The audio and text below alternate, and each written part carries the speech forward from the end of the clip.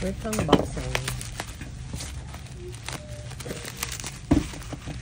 House of Little Bunny Gummy Candy Float. This is a cutie box. Cherry. Ganun siya.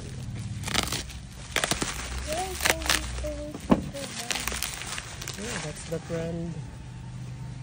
Kasi ang brand nitong bag na to.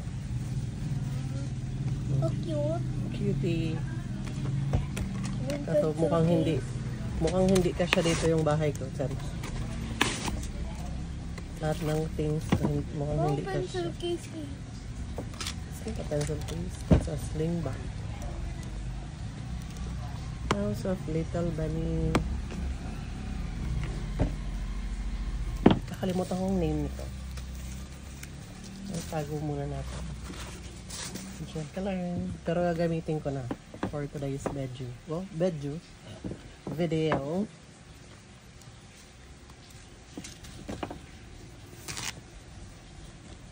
Tada!